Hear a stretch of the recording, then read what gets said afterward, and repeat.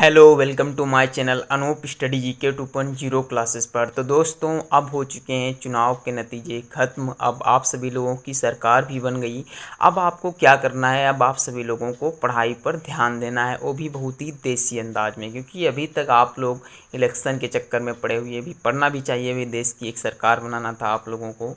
तो आप सभी लोगों ने सरकार को तो चुन लिया, अब आपको सीखना है, क्योंकि अब आप सभी लोगों को अपने खर्च स्वयं चलाने पड़ेंगे। चाहे आपकी कोई भी गवर्नमेंट बने, आपका खर्चा कोई भी गवर्नमेंट चलाने नहीं आएगी। तो आप सभी लोग पढ़ाई पर ध्यान दीजिए।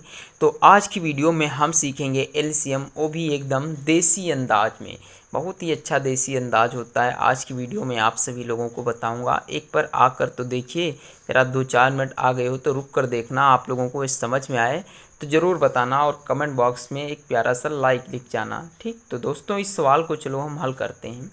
इसमें बताया गया है कि 14/33, 42/55, 21/22 का महत्तम समापवर्तक बताओ, यानी एचसीएफ आप लोगों को बताना है।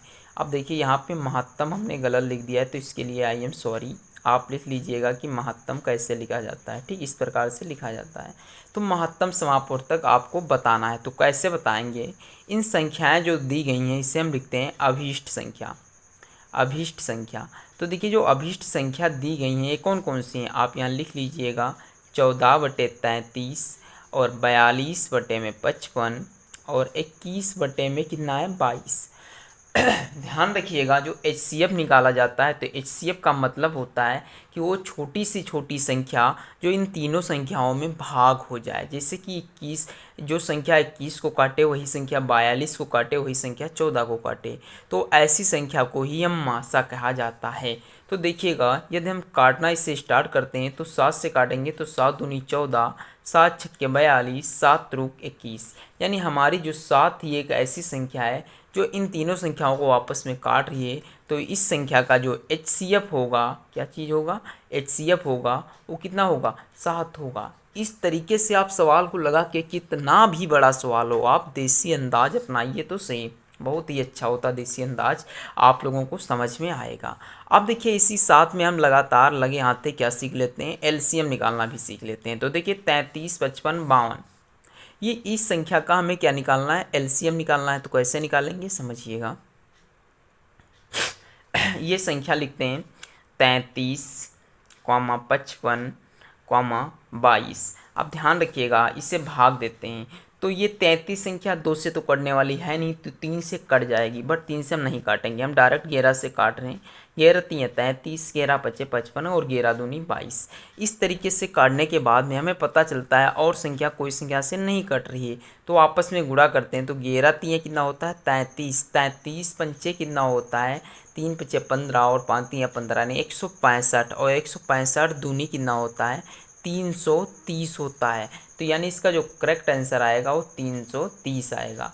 तो आप सभी लोगों को इसका आंसर लिखना है कि हमारा एचसीएफ जो प्राप्त हुआ है वो 7 प्राप्त हुआ, और जो एलसीएम प्राप्त हुआ है, क्या प्राप्त हुआ है, एलसीएम प्राप्त हुआ है, वो 330 प्राप्त हुआ है। तो यहाँ से हमें एक कॉन्सेप्ट पता चला कि एलसीएम जो निकलता है वो लार्जेस्ट संख्या होती है, और जो एचसीएफ निकलता है ये बहुत ही स्मॉलर संख्या होता है। तो आप लोगों को आई होप इतना कंफर्म हो गया होगा। पहला सवाल अगर समझ में आया हो तो कमेंट बॉक्स में ज़रूर बताइएगा। आप चलते हैं नेक्स्ट क्वेश्चन पे। तो इस देखिए दोस्तों, इस क्वेश्चन को हल करते हैं। ये मेरा क्वेश्चन नंबर 2 है। इसे कैसे हल करेंगे, कहा गया है कि 1/1.75, 5.6 और तथा 7 का महत्तम समापवर्तक ज्ञात करो।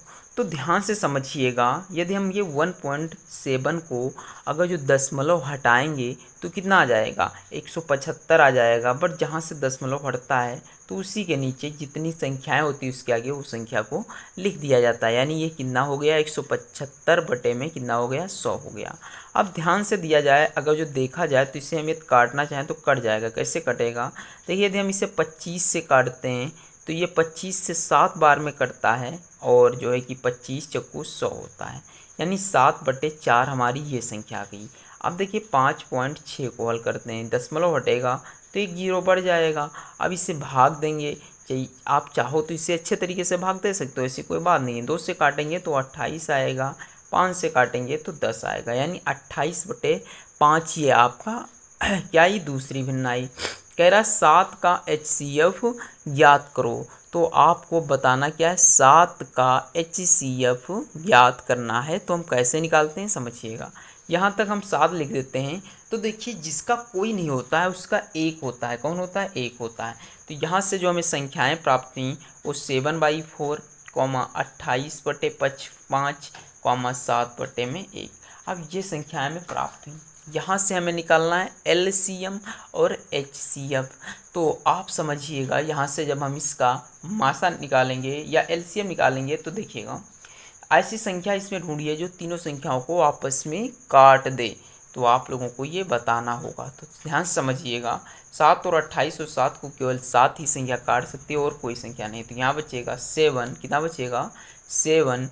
और जो है कि इसका HCF जब आप निकालोगे तो 20 आएगा। तो इस तरीके से इस क्वेश्चन का करेक्ट आंसर हुआ।